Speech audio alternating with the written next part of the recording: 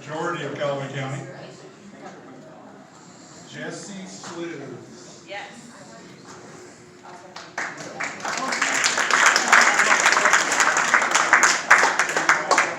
Yes, she is. Thank you, Trudy.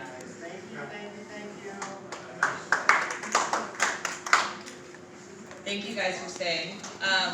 Quick, nice to see you. That's Ann with you, Warren. She's on the Jeff City School Board, if y'all didn't know. Sorry for putting you in the spotlight there. So first up, Bethany is actually in Omaha right now. That is who is running for our congressional district. And she sent something for me to tell you guys, if that's okay.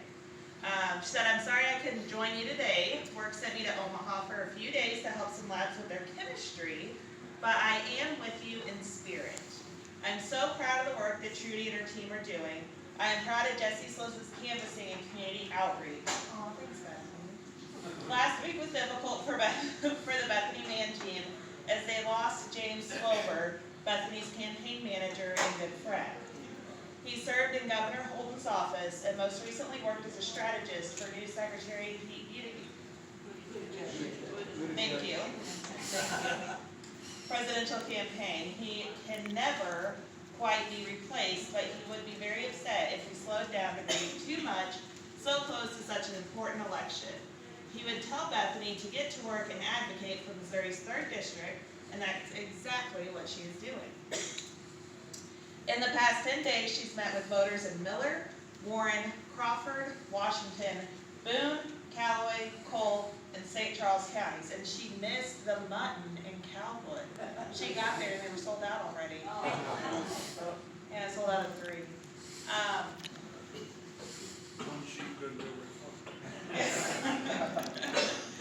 Bethany Mann's a man at work, and she's the right man for the job. I came up with a lot of these, so I told her she had to use them. Because, her last name is Man. Thank you. She'll see Trudy and Herman on Thursday night. Soon you'll hear her on ABC 17 and hear her on Columbia's NPR affiliate. She recently received an endorsement from Missouri's Equity Education Partnership, which is MOE. I did too, by the way. And will be receiving her UAW endorsement shortly. She's focusing on getting the message out to as many people as possible. Something's working because Blaine's down 4 points. And voter registration in the district is up 36%. She will continue to make a hard push in October, and it will take everyone working together to win. Everyone put a yard sign up and reach out if you have some time to drop off literature door to door. Thank you to Bryant and the Callaway County Dems for their support.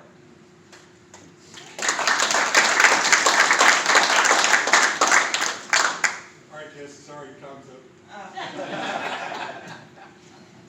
It's okay, I love Bethany, she's great.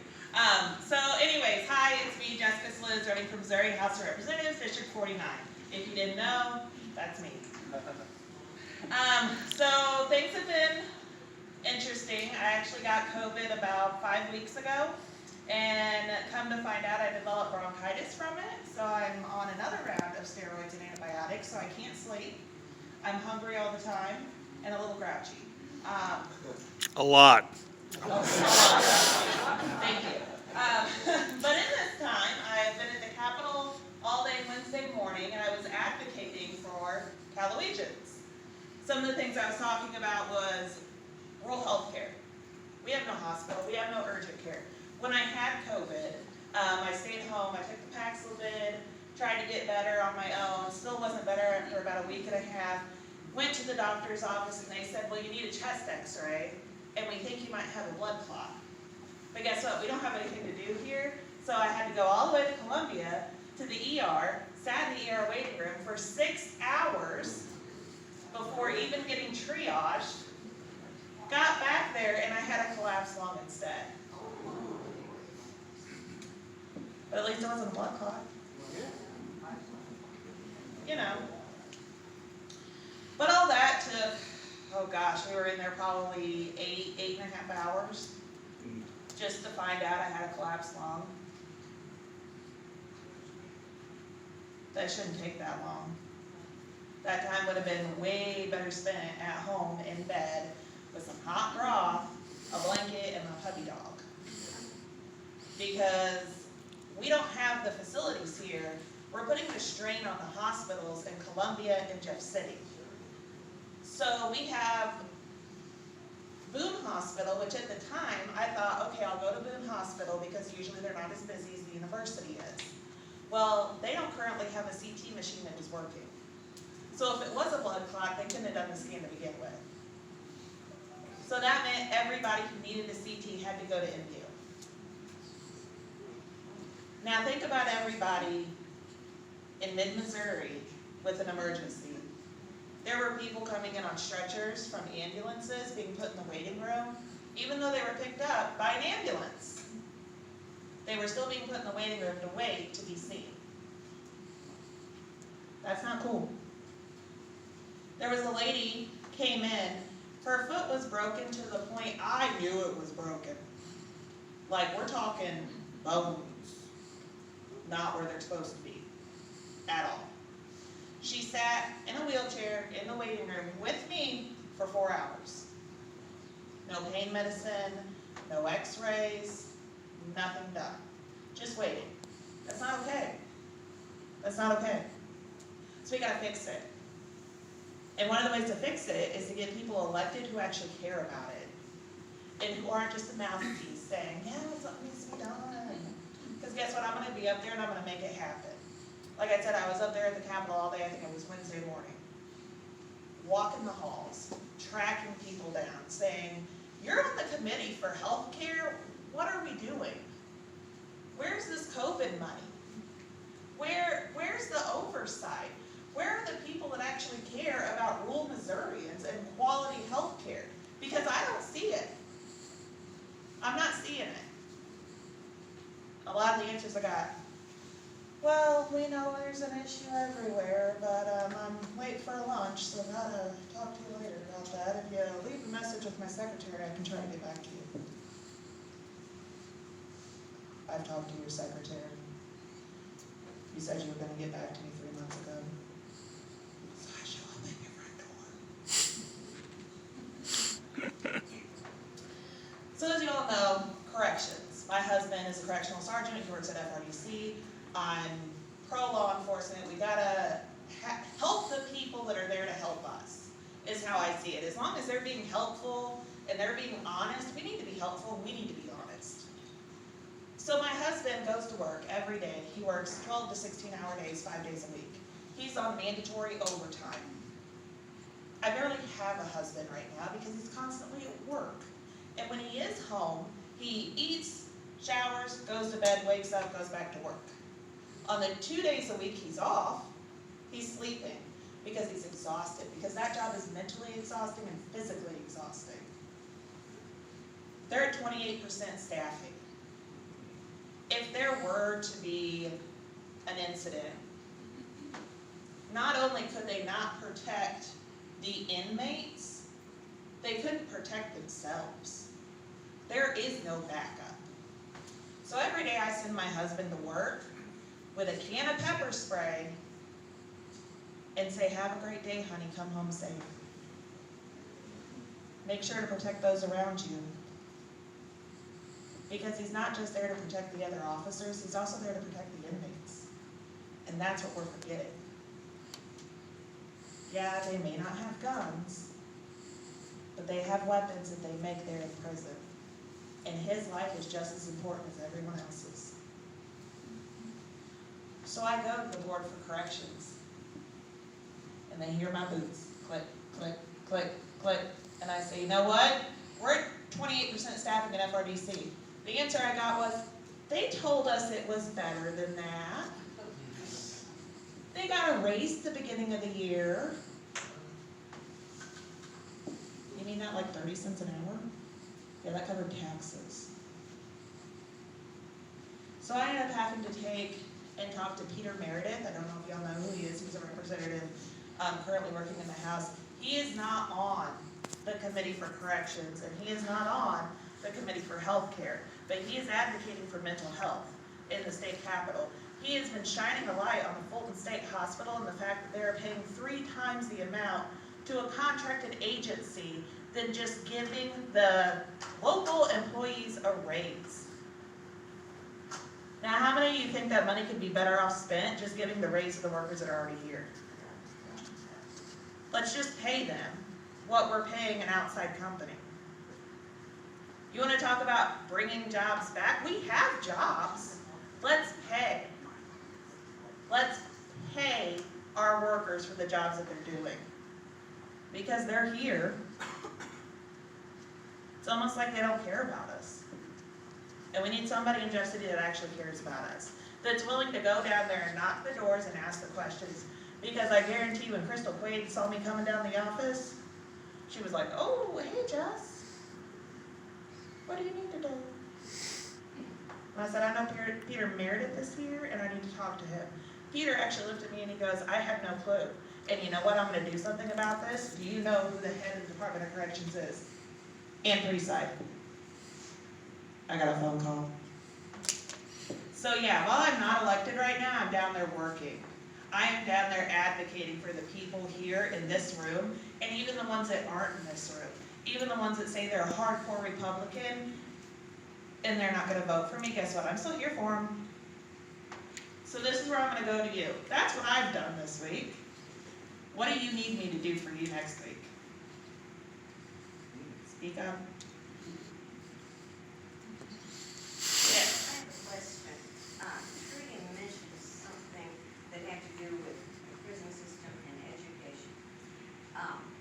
Once upon a time, a number of years ago, there were teachers at the prison conducting classes and teaching various things. Because I knew someone who was doing that.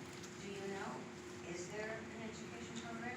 Yes, there is an education program in the prisons. FRDC, they have online learning and they have a few courses, but because it's a reception and diagnostic center, the inmates are supposed to go through quickly to get to their permanent camps. And at the permanent camps, they do have that set up. You actually have to get a college, or not college, a high school diploma before you can be let out of prison, or at least show that you were trying. No matter what your sentence is? Do what? No matter what your sentence is? I'm not sure about sentencing specifically, but I do know that they encourage everyone who will be let out on probation and parole. It doesn't matter what your sentence is, if you don't have a GED or something, they're supposed to give you their ability.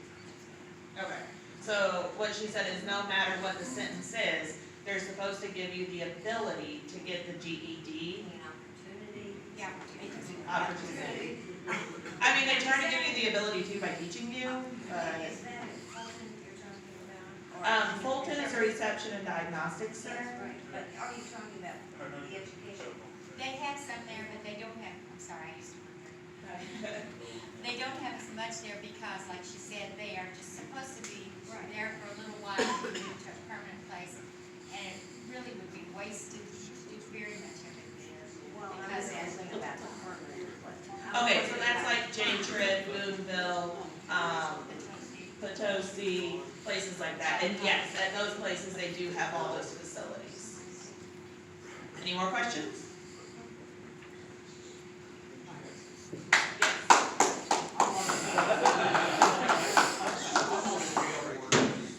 Callaway County, Okay. and we had a meeting there last month.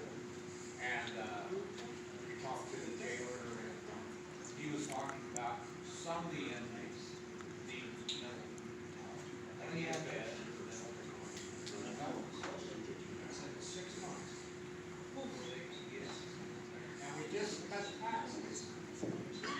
And corporations no longer have to pay income taxes. Yeah. Did they pass that? Did they settle on something? I think they did, didn't they, today? They did something, but they didn't. I know they were debating it today. All that is political bullshit, because all they're gonna do is toss that up over the next 4 weeks, is we cut taxes. We all know what that means.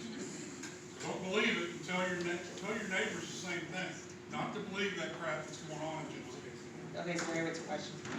So anyway, the point is, you know, anytime there is a mass shooting, first thing is, it's mental health, okay, now, Right. we're cutting taxes, so are we taking money away from mental health again? We can't even get somebody in a bed at 6 months. So I've talked to a few people that worked at the state hospital and tried to get in contact with their higher ups.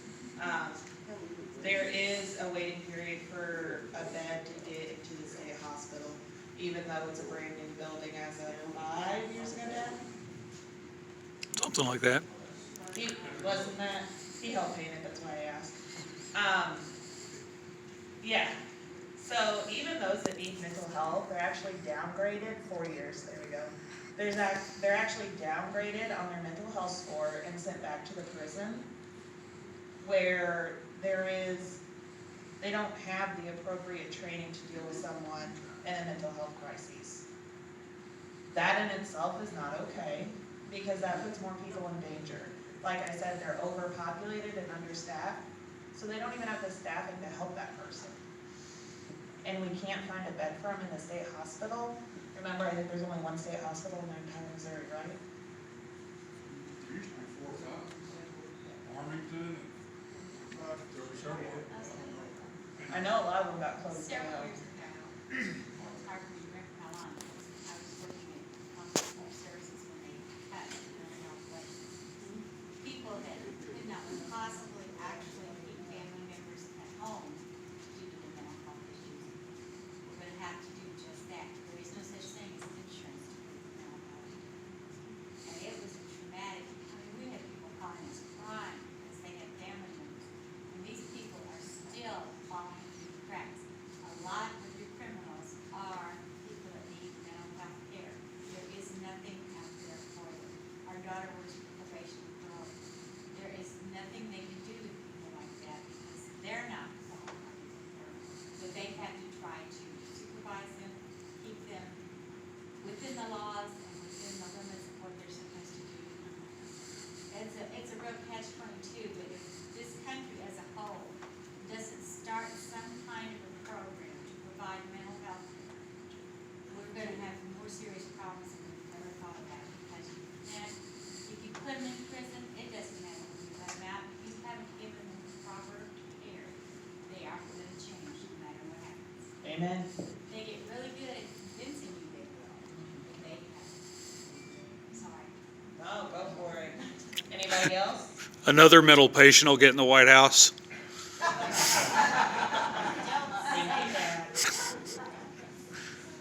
have to, in Fulton, we are in a situation with mental health that has changed over the years. What Fulton State Hospital does today is different than what it did years ago. We're not an intake. As much as if Uncle Brian over here, Hey, Brian. yeah, if Uncle Brian over here, it goes further off the deep end.